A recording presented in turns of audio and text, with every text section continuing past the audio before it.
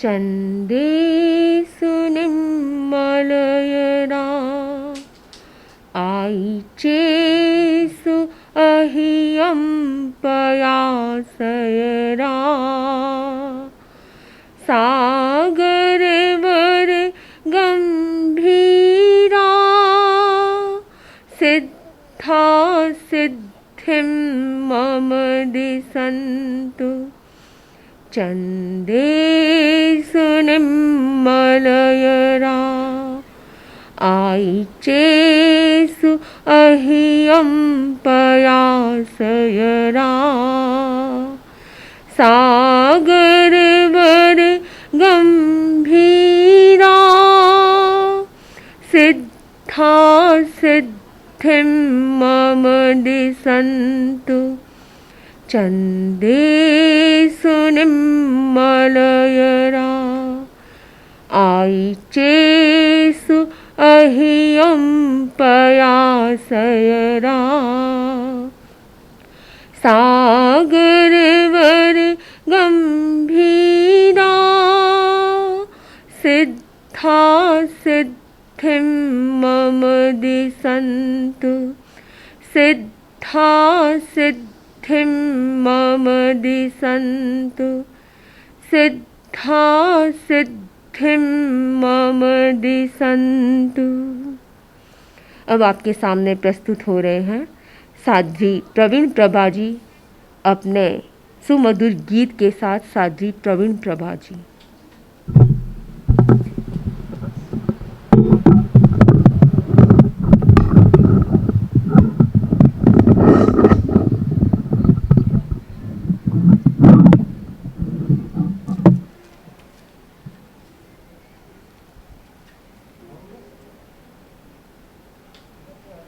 बनते मैं अब भी समझ न पायो भाया है के ओ संसार। मैं अब भी समझ न पायो भाया है के ओ संसार। क्यों बण्यो बावलो इन में मानव खोवे अपनो सार। क्यों बण्यो बावलो इन में मानव खोवे अपनो सार। संकट सरिता को काट कर विपदारी बेलड़ियाँ पसर। मद भर्या मतंगज देख हुए दिल संशय ओ कांतार। मैं अब भी समझ न पायो भाया है के ओ संसार। संताप सलिल री गहराई लालच री लहरा लहराई। मन माई मगर मच्छलख लाग ओ है पारावार। मैं अब भी समझ न पायो भाया है के ओ संसार। भवि भव भव अभिनव वेश धर।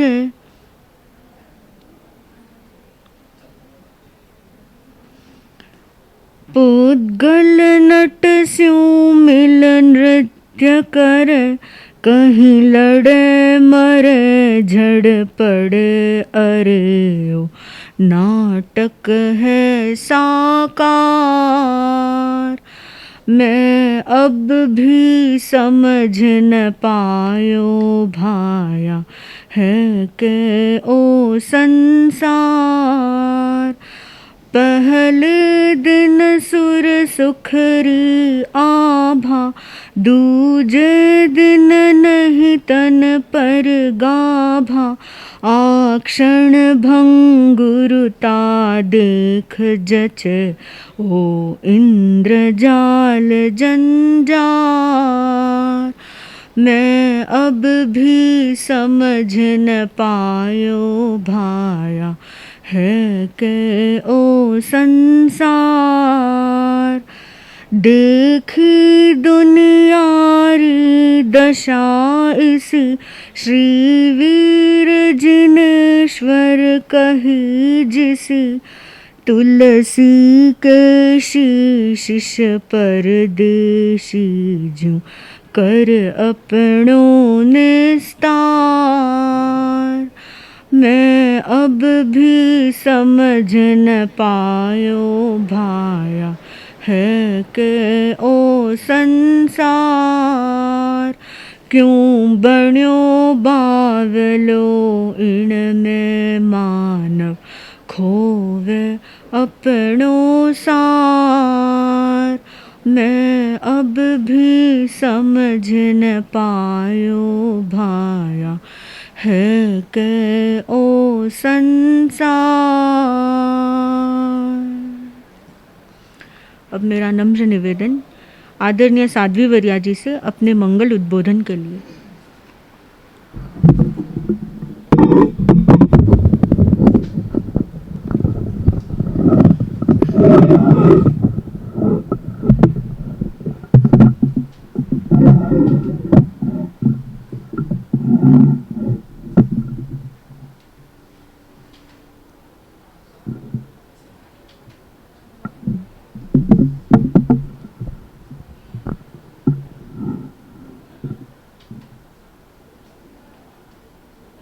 जहाँ निसंते तव नच्चिमाली, पभासई केवल भार हम तो, एवायरियो सुयशील बुद्धिये, वीरायई सुरमध्येव इंदो, वीरायई सुरमध्येव इंदो। परम पावन परम पूज्य आचार्य प्रवर के श्री चरणों में सभक्ति वंदना। श्रद्धेया साध्वी प्रमुखाशी जी के चरणों में सभक्ति वंदना। उपस्थित साध्वी जी और श्रोतागण, हमारा विषय चल रहा है श्रावक धर्म का अधिकारी कौन। श्रावक धर्म का अधिकारी देशव्रती होता है और देशव्रती के लिए हम चर्चा कर रहे थे कि यथार्थ व तत्व श्रद्धा होना और सही देव, सही गुरु और सही धर्म पर श्रद्धा होना, ये एक पहचान होती है श्रावक की। सही गुरु के बारे हम बात कर रहे थे कि शुद्ध गुरु कौन होते हैं। एक दोहे में कहा, एक श्लोक में कहा गया है, ध्यान मूलम गुरोर मूर्ति, ध्यान मूलम गुरोर मूर्ति, पूजा मूलम गुरोर पदम, मंत्र मूलम गुरोर वाक्यम, मोक्ष मूलम गुरोह कृपा। अर्थात गुरु मूर्ति है ध्यान करने के लिए, ध्यान के लिए आधार है।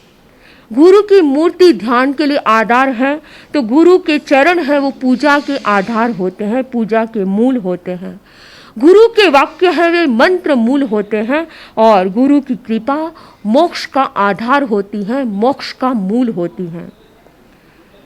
कौन से गुरु मोक्ष के आधार हो सकते हैं? कौन से गुरु की कृपा हमें मुक्ति की ओर ले जाने वाली हो सकती है? ठाणम सूत्र में 4 प्रकार के करंडक बताए गए हैं। उन 4 प्रकार के करंडकों की तुलना 4 प्रकार के आचार्य से की गई है। सबसे पहला करंडक क्या है? करंडक का मतलब क्या है? करंडक अर्थात वस्त्र आभरण रखने का एक भाजन होता है, एक पात्र होता है, उसे करंडक कहा जाता है। तो सबसे पहला करंडक है स्वपाक करंडक। स्वपाक करंडक जिसमें चमड़े के आभरण रखे जाते हैं, चमड़े के उपकरण रखे जाते हैं, इसलिए इसे असार युक्त कहा जाता है। कुछ आचार्य ऐसे होते हैं जो स्वपाक करंडक की तरह होते हैं, जो श्रुत विकल होते हैं और आचार विकल होते हैं, जिनके भीतर में न श्रुत का ज्ञान होता है न ही वे आचार संपन्न होते हैं। दूसरे प्रकार का करंडक है वेश्या करंडक। इस करंडक में लाक्षा युक्त यानी लाख के आभरण रखे जाते हैं, उपकरण रखे जाते हैं। यह स्वपाक करंडक से थोड़ा सार युक्त है। कुछ आचार्य ऐसे होते हैं जो अल्प श्रुत होते हैं, जिनका ज्ञान इतना नहीं होता है, लेकिन वे अपनी वाणी के आडंबर से सबको मंत्र मुग्ध कर देते हैं। वाणी का ऐसा प्रयोग करते हैं कि लोग उनसे प्रभावित हो जाते हैं। तो कुछ आचार्य ऐसे भी होते हैं जो वेश्या करंडक की तरह होते हैं। तीसरा करंडक है गृहपति करंडक।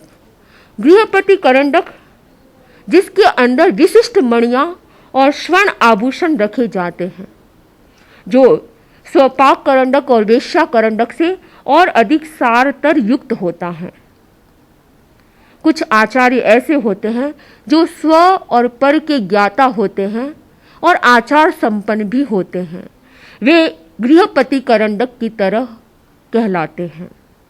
और चौथा प्रकार बताया गया करंडक का राज करंडक। राज करंडक का मतलब जिसमें बहुमूल्य रत्न रखे जाते हैं, अत्यधिक कीमती रत्नों से जो भरा होता है, जो कि इन तीनों करंडकों से और अधिक अच्छा होता है, सारतम करंडक होता है। इसकी तुलना आचार्य से की गई राज करंडक की तुलना सर्वगुण संपन्न आचार्य से की गई है। ऐसे आचार्य जो शुद्ध संपन्न भी होते हैं और आचार संपन्न भी होते हैं, जिनके जीवन में आचार्य के गुरु के जितने गुण होने चाहिए 36 गुणों के धारक होते हैं, जो द्रव्य क्षेत्र काल और भाव के ज्ञाता होते हैं, जो शुद्ध संपन्न होते हैं, आचार संपन्न होते हैं, धर्मोपदेशक होते हैं। वे चौथे करंडक राज करंडक की तरह उनकी तुलना की गई है। अब आप चिंतन करें कि इन चारों करंडकों में कौन से गुरु की जरूरत है, कौन से गुरु आप चारों में से चूज करेंगे। सब जानते हैं कि पहला करंडक की तरह आचार्य जो हैं वे न तो शुद्ध संपन्न है न आचार संपन्न है, तो ऐसे गुरु को प्राप्त करके क्या करेंगे। दूसरा है वेश्या करंडक, जो उसमें भी अल्प शुद्धता है आचार्य की और वाणी के आडंबर से मंत्रमुग्ध करने वाले आचार्य होते हैं। गृहपति करंडक थोड़ा ठीक है, लेकिन सबसे अच्छे गुरु कौन होते हैं, सबसे अच्छे आचार्य कौन होते हैं, राज करंडक की तरह जो सर्वगुण संपन्न होते हैं। हमें चूज करना है कि हम अपने जीवन में कैसे गुरु को अपना रहे हैं।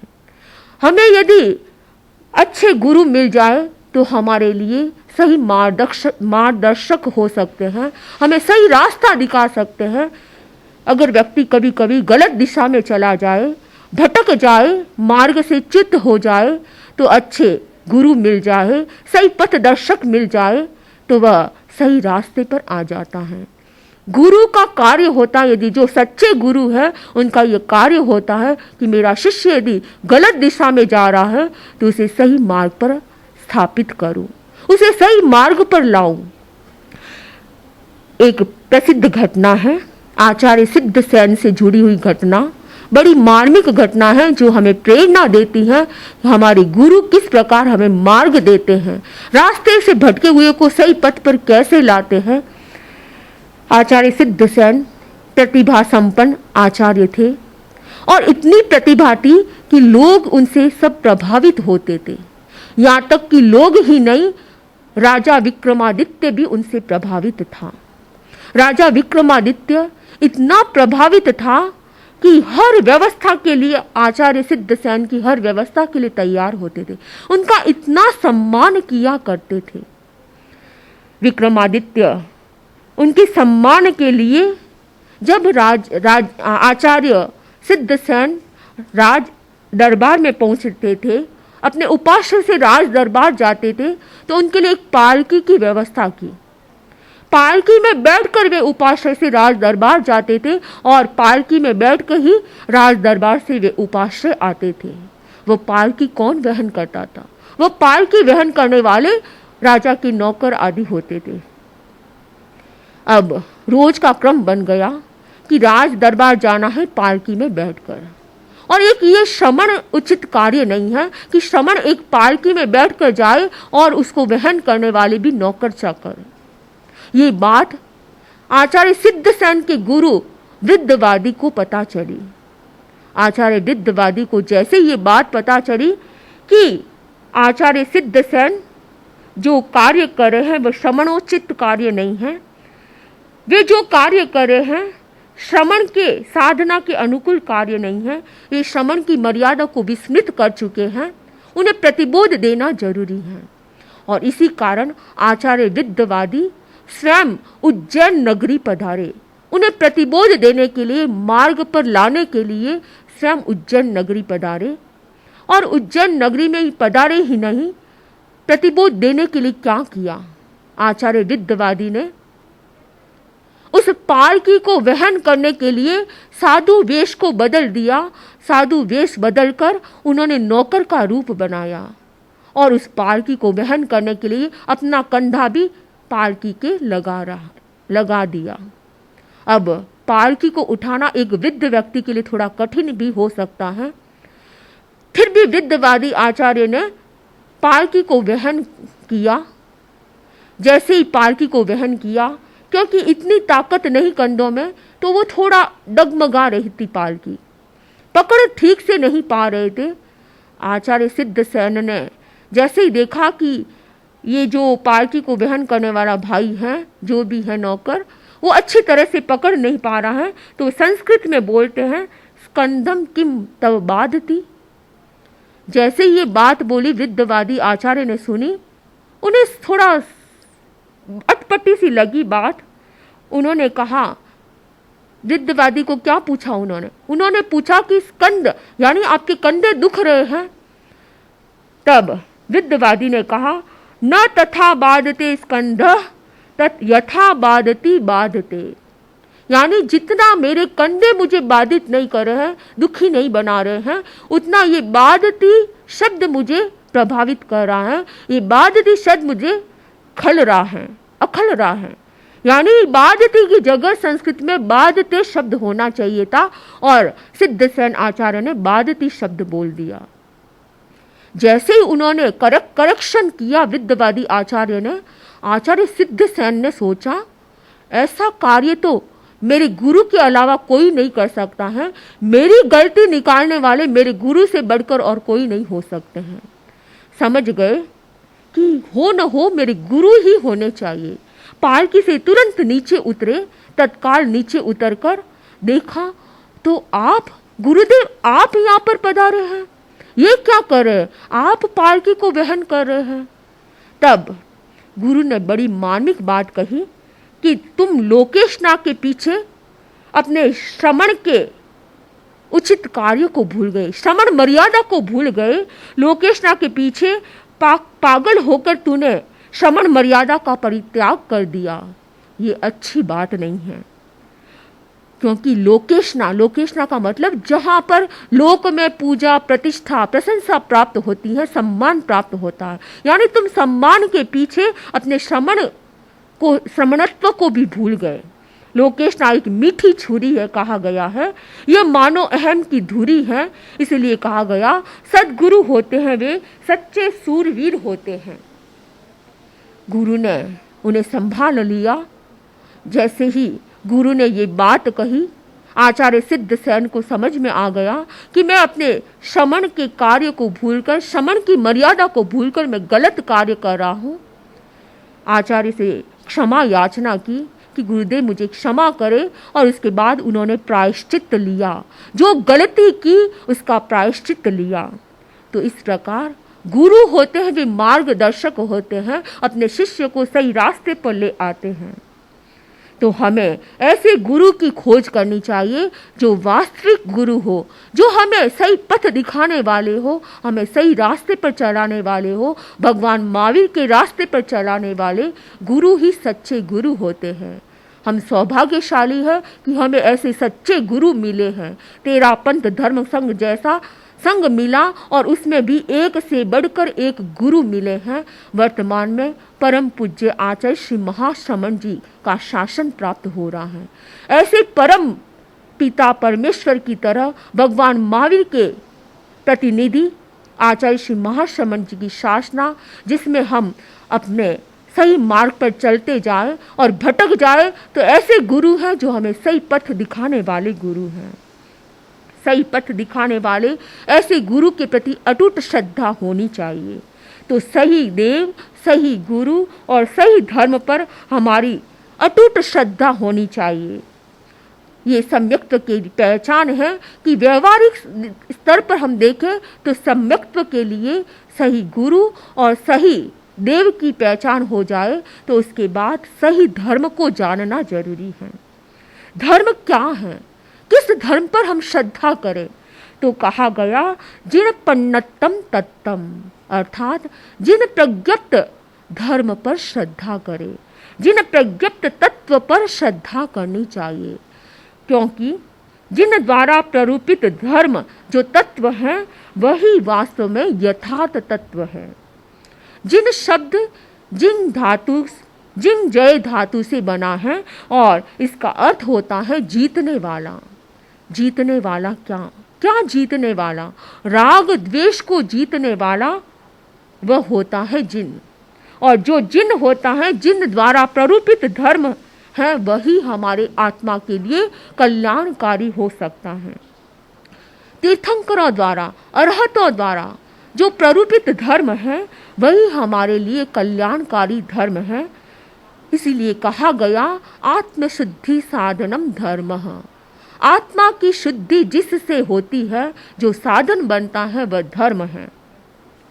जिन शासन हमें सौभाग्य से मिला है, इसके प्रति हमारे भीतर में दृढ़ श्रद्धा का भाव होना चाहिए। क्योंकि अन्यथा ऐसा शासन, भगवान महावीर का शासन मिलना बड़े सौभाग्य की बात है। क्योंकि मनुष्य जीवन तो मिल जाए, लेकिन ऐसा धर्म मिलना बड़े सौभाग्य की बात होती है। हमें जिन शासन मिला है और जिन शासन के प्रति हमारी अटूट श्रद्धा होनी चाहिए, जिन द्वारा प्ररूपित तत्व पर, धर्म पर हमारी अटूट श्रद्धा होनी चाहिए। इसके लिए कहा गया कि अरहनक जैसी श्रावक अरहनक हुए हैं, उनके जैसी हमारे भीतर धर्म के प्रति दृढ़ श्रद्धा होनी चाहिए, ताकि कोई भी उसे विचलित नहीं कर सके। बात इस प्रकार है, ज्ञाता धर्म कथा सूत्र में ये प्रसंग मिलता है, अरहनक की घटना मिलती है कि 19वें तीर्थंकर भगवान मल्लीनाथ जब मल्ली कुमारी के रूप में थे, मिथिला नगरी में थे, उस समय चंपा नगरी में एक बहुत संपन्न श्रेष्ठी रहता था। उस श्रेष्ठी का पुत्र अरहनक था। अरहनक बहुत ही श्रद्धाशील व्यक्ति था। उसकी देव गुरु धर्म के प्रति अटूट श्रद्धा थी। अरहनक को कोई भी विचलित नहीं कर सकता था, इतनी उसकी दृढ़ श्रद्धा थी धर्म के प्रति, भगवान के प्रति। एक दिन अरहनक व्यापार के कार्य से समुद्र यात्रा के लिए जा रहा था। समुद्र यात्रा कर रहा था। अनेक व्यक्ति उस जहाज में बैठे हुए थे। समुद्र यात्रा में अचानक समुद्र में भयंकर तूफान आया। इतना भयंकर तूफान कि ऐसा लग रहा था कि मौत का सामना करना पड़ सकता है। लेकिन फिर भी अरहनक बड़ा संभाव से बैठा हुआ था। उसे ये ज्ञात हो गया कि हो न हो ये किसी मिथ्यात्रि देव की माया है। और वास्तव में एक मिथ्यात्रि देव कुपित हो गया, और कुपित होने के कारण समुद्र में तूफान आ रहा था। अब वह कुपित इसलिए वह परीक्षा ले रहा था अरहनक की। अरहनक को बार बार वह कह रहा था, बड़े पिशाच का रूप बनाया और उसने कहा कि हे अरहनक, तुम धर्म को छोड़ दो, भगवान के प्रति जो तुम्हारी श्रद्धा है उसे छोड़ दो। अरहनक ने कहा कि कुछ भी हो जाए, लेकिन मैं धर्म को नहीं छोड़ सकता हूँ। धर्म कोई छोड़ने की चीज नहीं है। जैसे वस्त्र को तो उतार दिया जाए, नया वस्त्र धारण कर दिया जाए, लेकिन धर्म कोई ऐसी चीज नहीं है कि जिसे उतारा और ओढ़ा जा सके। मैं धर्म को नहीं छोड़ूंगा। उस जो देवता मिथ्यातिदेव, उसने अनेक तरह से प्रयास किया, जहाज को उल्टा पुल्टा किया, लेकिन धर्म को नहीं छोड़ूंगा। तुम अगर धर्म को नहीं छोड़ते हो तो मैं तुम्हारी जहाज को ऊपर आकाश में उठा दूंगा। आकाश में उठा दिया। जो जहाज में लोग बैठे हुए थे अरहनक से कहते हैं कि अरहनक, तुम्हारे पीछे हमें भी मार दिया जाएगा, तुम धर्म को छोड़ दो। क्या होगा, एक बार के लिए तुम धर्म को छोड़ दो। बहुत प्रयास किया जहाज में बैठे लोगों ने, लेकिन अरहनक किसी हालत में विचलित नहीं हुआ। उसने कहा, मैं धर्म को नहीं छोड़ सकता हूँ, चाहे मेरे प्राण चले जाए, लेकिन मैं धर्म को नहीं छोड़ूंगा। मिथ्यातिदेव ने बड़ा धमकाया, डराया, सब कुछ किया, लेकिन कोई भी परिवर्तन नहीं। वह समता भाव में लीन बैठा रहा और धर्म को नहीं छोड़ा। अनेक प्रयास करने के बावजूद भी अरहनक एकदम दृढ़ रहा, क्योंकि उसकी सम्यक्त्व दृढ़ थी, धर्म के प्रति श्रद्धा दृढ़ थी, तत्वज्ञ श्रावक था, वह सब कुछ जानता था, इसलिए उसने धर्म को नहीं छोड़ा। आखिर देवता को हारना पड़ा। देवता हार गए, पराजित हो गए और धर्म की जय जयकार हो गई, अरहनक की जय जयकार हो गई। देवता अपने मूल रूप में आते हैं और अरहनक से क्षमा याचना करते हैं कि मैंने तुम्हारी परीक्षा ली, तुम बड़े दृढ़ धर्मी श्रावक हो, तुम विचलित नहीं हुए, इसलिए मैंने जो तुम्हारे लिए प्रयास किया, इसके लिए मैं क्षमा याचना करता हूँ। और इस बात के साथ देव अंतर्धान हो गया। लेकिन बात यहाँ ये है कि व्यक्ति किस प्रकार धर्म के प्रति दृढ़ रह जाता है। अरहनक श्रावक के जैसी हमारे भीतर भी दृढ़ श्रद्धा जागृत हो। एक श्रावक है, श्रावक के भीतर ऐसी ही दृढ़ श्रद्धा होनी चाहिए। जो व्यक्ति दृढ़ धर्मी होता है, दृढ़ धर्मी का मतलब है वह किसी भी परिस्थिति में, किसी भी हालात में वह विचलित नहीं होता है। सामने भयंकर से भयंकर परिस्थितियां आ जाए, लेकिन दृढ़ धर्मी श्रावक कभी विचलित नहीं होता है। प्रत्येक श्रावक के भीतर में ऐसी ही दृढ़ धर्म के प्रति ऐसी ही दृढ़ आस्था होनी चाहिए, श्रद्धा होनी चाहिए, विश्वास होना चाहिए।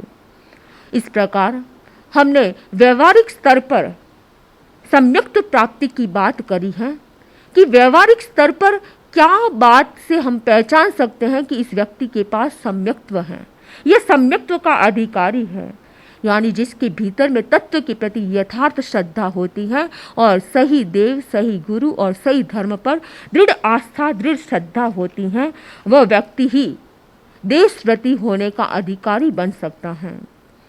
यदि हम कर्म सिद्धांत से चिंतन करें तो देखेंगे कि ये सब सम्यक्त्व के प्रतिफल हैं। वास्तव में ये सम्यक्त्व प्राप्ति के साधन नहीं है, ये तो सम्यक्त्व के फल हैं। सम्यक्त्व से ये सब कुछ प्राप्त होता है। तत्व पर श्रद्धा व देव गुरु धर्म के प्रति सच्ची आस्था के भाव कब जागृत होते हैं।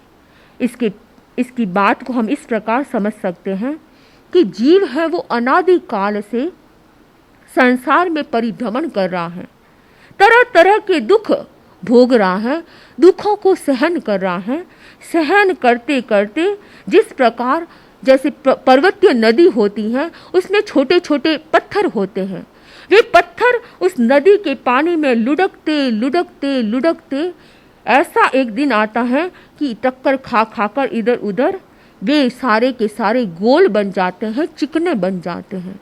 उसी प्रकार जीव भी अनंत काल से इस संसार में परिभ्रमण कर रहा है और संसार में परिभ्रमण करते करते अनेक दुखों को सहन कर रहा है, तरह तरह से दुख सहन करता है। सहन करते करते करते जैसे पत्थर गोल चिकना बन जाता है, वैसे ही व्यक्ति दुखों को सहन करते करते वह कोमल शुद्ध परिणाम वाला बन जाता है। और जब भाव शुद्धि होती है, परिणाम की शुद्धि होती है, उसके कारण कर्म बहुत हल्के बन जाते हैं। इतने हल्के बन जाते हैं कि तब जीव 8 कर्मों में आयुष्य कर्म को छोड़कर शेष 7 कर्मों की स्थिति पल्योपम का असंख्यात भाग कम 1 कोड़ा कोड़ी सागरोपम जितनी कर देता है। उसके बाद सही दिशा में व्यक्ति पुरुषार्थ करता है। जब जीव फिर उसके बाद सही दिशा में पुरुषार्थ करता है तब मोहनीय कर्म की 7 प्रकृतियों को अनंतानुबंधी, मैंने कल आप लोगों को बात बताई कि दर्शन सप्तक यानी अनंतानुबंधी क्रोध, मान, माया, लोभ और मिथ्यात्व मोहनीय, दर्शन मोहनीय और मिश्र मोहनीय, इन 7 प्रकृतियों को 7 प्रकृतियों का क्षय, क्षोभशम और उपशम करता है। और जब इनका क्षय, क्षोभशम, उपशम होता है तब आत्मा में यथार्थ तत्व के प्रति श्रद्धा जागृत होती है। देव, गुरु, धर्म के प्रति सच्ची श्रद्धा जागृत होती है। सरल भाषा में कहे तो तत्व के प्रति यथार्थ श्रद्धा का परिणाम उत्पन्न होना यानी मोह कर्म का हल्कापन होना। जब व्यक्ति का मोह कर्म का हल्कापन होता है तब आत्मा के परिणाम अच्छे बनते हैं, हल्के बनते हैं। उससे सही देव, सही गुरु और सही धर्म पर श्रद्धा जागृत होती है। जो तत्व जैसा है उसे उसी रूप में व्यक्ति समझने लगता है, यानी भगवान ने जैसा कहा उस पर यथार्थ पर श्रद्धा करने लग जाता है। इस प्रकार श्रावक धर्म का अधिकारी है देशव्रती श्रावक। जो देशव्रती होता है उसके लिए 2 बातें जरूरी होती हैं। हमने एक पहली बात करी कि दर्शन सप्तक का क्षयोपशम होना जरूरी है। तो दूसरी बात है अप्रत्याख्यानावरण का क्षयोपशम भी होना जरूरी है। अब आप विश्लेषण करें, आत्मविश्लेषण करें कि हमारे भीतर में तत्व के प्रति कितनी श्रद्धा है। भगवान महावीर के तत्व जो यथार्थ तत्व बताया है उसके प्रति हमारी कितनी आस्था दृढ़ है और देव, गुरु, धर्म के प्रति कितनी आस्था दृढ़ है। जो व्यक्ति यह चिंतन करता है तो उसे कुछ न कुछ प्राप्ति हो सकती है। अब हम अप्रत्याख्यानावरण की बात को बताना चाहेंगे कि अप्रत्याख्यानावरण का क्षोभशम किस प्रकार से हो सकता है। एक घटना के माध्यम से मैं अपनी बात बताना चाहूँगी। एक राका और बांका पति पत्नी थे, बड़े ही साधक थे, साधना में लीन रहते थे, अनासक्त जीवन जीते थे। एक बार दोनों जा रहे थे, रास्ते में चल रहे थे। राका आगे आगे चल रहा था और बांका उसके पीछे पीछे चल रही थी। अचानक रास्ते में राका ने क्या देखा कि मिट्टी में एक स्वर्णाभूषण पड़ा है। स्वर्ण का आभूषण पड़ा है। सोने के आभूषण को देखा और उसके मन में आया कि पीछे पीछे मेरी पत्नी बांका आ रही है, कहीं उसके मन में लालसा का भाव न आ जाए, मन में लालच न आ जाए, उसके भाव मलिन न बन जाए। इसलिए उस राका ने क्या किया, उस सोने के आभूषण पर मिट्टी डाल दी। अब मिट्टी डाल दी और वह पीछे आ ही रही थी। उसने देखा कि मिट्टी डाली जा रही है, क्या चीज है। प्रश्न जिज्ञासा हो गई। उसने अपने पति से पूछा कि क्या बात है, आप क्या चीज को ढक रहे हैं। तब राका ने कहा कि मैं यहाँ पर एक स्वर्ण का आभूषण पड़ा था, मैंने सोचा कि तुम भी मेरे पीछे ही आ रही हो, कहीं तुम्हारा मन ललचा न जाए, कहीं तुम्हारे भाव मलिन न बन जाए, इसलिए मैंने इसे मिट्टी से ढक दिया। तब बांका ने, उसकी पत्नी ने बड़ी मार्मिक बात कही, वह हमारी जानने योग्य बात है।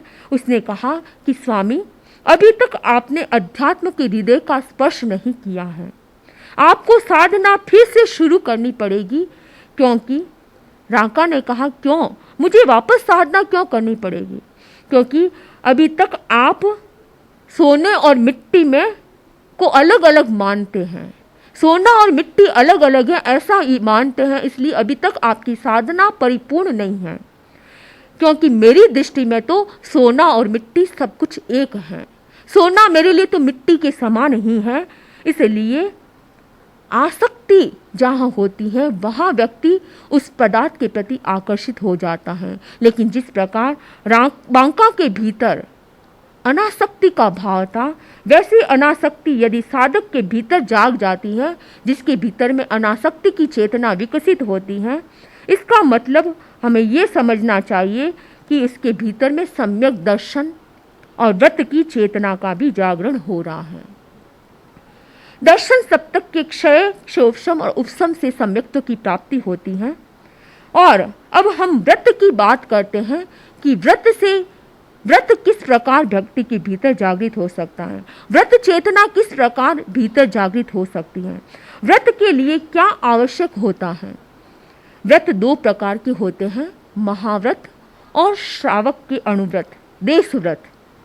महाव्रत के अधिकारी होते हैं साधु, लेकिन देश व्रत के अधिकारी होते हैं श्रावक। देशव्रती श्रावक बनने के लिए दूसरी शर्त है। पहली शर्त क्या थी? पहली शर्त थी कि उसे सम्यक्त्व की प्राप्ति के लिए दर्शन सप्तक का क्षयोपशम करना होगा। और दूसरी शर्त है देशव्रती श्रावक बनने के लिए अप्रत्याख्यानावरण का क्षयोपशम करना होगा। सम्यक्त्व का संबंध मोह कर्म के हल्केपन से है, तो अप्रत्याख्यानावरण कर्म का क्षयोपशम का संबंध भी मोहन्य कर्म के हल्केपन से है। अप्रत्याख्यानावरण का संबंध भी मोहन्य कर्म से है।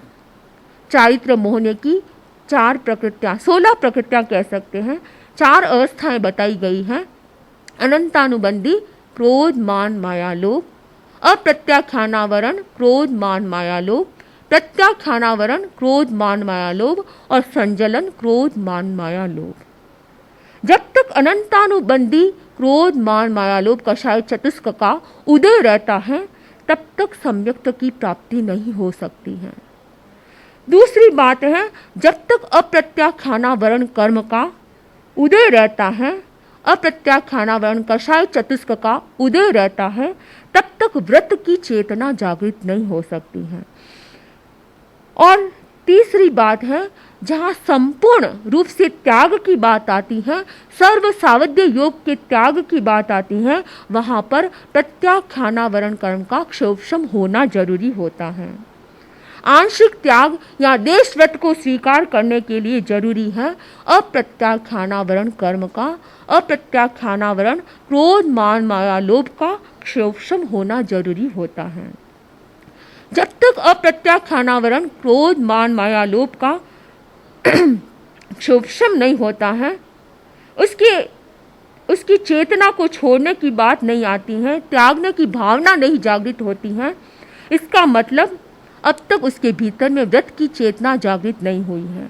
जब तक अप्रत्याख्यानावरण कर्म को, इन कषायों को छोड़ने की बात नहीं आती है, तब तक भीतर में देश व्रत का यानी व्रत चेतना जागृत नहीं होती है, आंशिक व्रत भी नहीं ले सकता है। महाभारत की पंक्तियां हैं, जानामि धर्मम न च मे प्रवृत्तिः, जानाम्य धर्मम न च मे प्रवृत्तिः, यानी मैं धर्म को जानता हूँ लेकिन उसमें मेरी प्रवृत्ति नहीं हो रही है, और मैं अधर्म को जानता हूँ लेकिन उसमें मेरी निवृत्ति नहीं हो रही है, यानी कि अधर्म को जानता हूँ लेकिन फिर भी छोड़ नहीं पा रहा हूँ।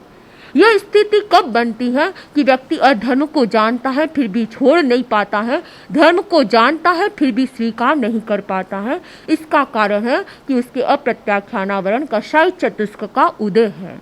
जब तक अप्रत्याख्यानावरण कषाय चतुष्क का उदय है, तब तक उसके भीतर में धर्म जागृति की, धर्म व्रत को जागृत करने की, व्रत पालन की चेतना जागृत नहीं होती है। देशव्रती होना श्रावक के लिए प्रतिष्ठा का विषय होता है। प्राचीन युग में देशव्रती 12 व्रती अनेक श्रावक हुए हैं, और आज भी हम देखते हैं 12 व्रतों को स्वीकार करने वाले अनेक श्रावक श्राविकाएं हुए हैं। प्राचीन काल में जब 12 व्रतों को स्वीकार किया जाता था, उसमें सबसे पहले सर्वप्रथम आनंद श्रावक का उदाहरण दिया जाता है। उवासक दशाओं में आनंद श्रावक ने 12 व्रतों को स्वीकार किया गया, उसका उल्लेख मिलता है। लेकिन ये बहुत बड़ी महत्व की बात है कि जो आनंद श्रावक था वह बड़ा धन संपन्न, बड़ा धनिष्ठ परिवार से युक्त था, उसका परिवार भी बहुत बड़ा, इतनी उसके पास संपदा थी कि आज के अरबपति और खरबपति से उसकी तुलना की जाए तो उनको भी मात कर दे, इतना उसके पास धन संपदा थी। ऐसा आनंद श्रावक फिर भी उसके जीवन में कितनी सीमा की हुई थी। यह बात बड़े महत्वपूर्ण बात है कि आनंद श्रावक जिसके जीवन में 12 व्रत स्वीकार किए हुए थे, इतना उसके जीवन में संयम था कि आज के युग में इतना संयम करना बड़ा कठिन कार्य है। कोई व्यक्ति कर भी ले तो विरल व्यक्ति ही मिलेंगे। उनके संयम इतना था, कहा जाता है, आगम में लिखा हुआ है कि अपने उपयोग के लिए केवल एक तौलिए को यूज करते थे, एक टॉवल यूज किया करते थे और अपने उपयोग के लिए केवल एक आंवले के फल के अतिरिक्त सारे फलों का त्याग किया हुआ था। और सैकड़ों हजारों उनके पास साड़ियों का भंडार था, लेकिन फिर भी वे केवल एक पोशाक को छोड़कर अन्य सारी पोशाक, एक जोड़ी कपड़े को छोड़कर सारी पोशाक का त्याग कर चुके थे। आज ऐसे संभवतः ऐसे कोई विरल व्यक्ति मिले, मुश्किल है कि एक पोशाक से अपना जीवन यापन कर सके। केवल एक ड्रेस, आप सोचेंगे कि एक ड्रेस से कैसे उनका कार्य चलता था। कहा जाता है, ऐसा श्रुतानुश्रुति है, ऐसा सुना है कि आनंद श्रावक एक पोशाक को कैसे धोता था। एक ही ड्रेस थी तो वह पहले ऊपर वाले उत्तरीय जो ऊपर ओढ़ा हुआ कपड़ा होता था उसे नीचे लपेटकर नीचे वाले कपड़े को धो देते, लंगोट को धो देते और लंगोट को सुखाकर उसे पहनकर फिर ऊपर वाले उत्तरीय को धो देते। इस प्रकार एक ड्रेस से अपना जीवन यापन करने वाला, जबकि उसके पास कोई कमी नहीं थी, अरबों खरबों संपदा, लेकिन ऐसा व्यक्ति जिसने 12 व्रत की इतनी सीमा कर ली थी। ये प्रायोगिक सत्य है जिसमें व्रत की चेतना जागृत होती है, उसमें पदार्थ के प्रति आकर्षण कम हो जाता है। भौतिक पदार्थों के प्रति आकर्षण, आसक्ति का भाव अपने आप कम होने लग जाता है। जब तक त्याग की चेतना नहीं जागती है तब तक व्यक्ति के लिए पदार्थ मुख्य रहते हैं। वह सब कुछ पदार्थ को ही मानता है। उसके लिए पुद्गलों में रचा पचा रहना ही उसे अच्छा लगता है। पुद्गलों का पदार्थों का भोग करना अच्छा लगता है। लेकिन जिसके भीतर में त्याग का महत्व समझ में आ जाता है, जो व्यक्ति त्याग के महत्व को समझ लेता है, वह पदार्थ को गौण मानता है। पदार्थ केवल उसके उपभोग के लिए आवश्यक है, उतना जरूरी है, लेकिन उसे वह साधन मात्र मानता है, साध्य नहीं मानता है। त्यागी कौन होता है? 10वीं कालिक में कहा गया, त्यागी वह होता है जिसके पास सब कुछ होते हुए भी उसका त्याग करता है। जिसके पास कुछ है ही नहीं, अगर वह त्याग करे तो इतना महत्वपूर्ण नहीं, लेकिन जिसके पास सब कुछ होता है उससे वह पीठ फेर ले, वह त्यागी कहलाता है। भगवान महावीर ने कहा, वत्थ गंध मलंकारम इत्थियो शरणानीय अच्छंदा जेन भुंजंती नसे चाइति बुच्चई। यानी जिसके पास वस्त्र, गंध, अलंकार, स्त्री, शयन, आसन सब कुछ नहीं है, उसका त्याग करना पड़ रहा है, परवशता है, इसलिए त्याग करना पड़ता है, तो वो वास्तव में त्यागी नहीं है। त्यागी कौन होता है? भगवान ने कहा, जेय कंते पिए भोए लद्धे विपिट्ठि कुब्बई साहीने चई भोए सेऊ चाइत्य बुच्चई। त्यागी वह कहलाता है जिसके पास कांत प्रिय भोग हैं, वो उपलब्ध होने पर भी उसे पीठ फेर लेता है, स्वाधीनता पूर्वक उनका त्याग कर लेता है, वह त्यागी कहलाता है। एक व्यक्ति अभाव के कारण पदार्थों को छोड़ता है, जैसे किसी भिखारी के पास कुछ है ही नहीं, अगर वो त्याग करता है तो इतना महत्वपूर्ण नहीं है। लेकिन एक व्यक्ति जानबूझकर सामने सब कुछ प्राप्त है फिर भी त्याग करता है, तो वास्तव में उसके भीतर अनासक्ति की चेतना जागृत होती है, व्रत की चेतना जागृत होती है, और इस कारण वह त्याग करता है। हमारे सामने कोई स्वादिष्ट पदार्थ आ जाए तो व्यक्ति आसानी से छोड़ नहीं सकता है, लेकिन जिसके भीतर अनासक्ति की चेतना जागृत है, व्रत चेतना जागृत है, वह व्यक्ति उस चीज को छोड़ देता है। हमारे सामने साक्षात उदाहरण है परम पूज्य आचार्य श्री महाश्रमण जी का, जिनके सामने अनेक पदार्थ उपलब्ध हैं लेकिन उनका भोग नहीं करते हैं। स्वादिष्ट वस्तु यदि सामने आ जाती है तो उसे उसी समय छोड़ देते हैं। लगता है आज स्वाद आ रहा है इस चीज में, तो उसे खाते खाते उसी समय आरोगाते उसी समय तत्काल छोड़ देते हैं। ऐसे व्यक्ति विरल होते हैं जिनके भीतर में अनासक्ति की चेतना जागृत हो। अन्यथा व्यक्ति के भीतर ये होता है, अच्छा स्वाद लग रहा है तो उसे और ज्यादा खाए।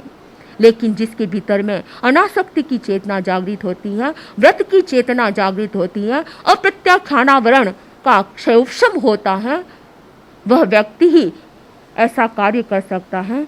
तो एक श्रावक धर्म का अधिकारी व्यक्ति वही हो सकता है जो देशव्रती होता है। और देशव्रती होने के लिए दो बातों पर ध्यान देना है, दर्शन सप्तक का क्षयोपशम और अप्रत्याख्यानावरण कषाय चतुष्क का क्षयोपशम होना जरूरी है, तभी वह व्यक्ति देशव्रती बन सकता है। तो आप अपना चिंतन करें कि हम देशव्रती हैं या नहीं है तो हम किस प्रकार देशव्रती बन सकते हैं। इन बातों के आधार पर आप जान सकते हैं कि हम देशव्रती श्रावक हैं या नहीं।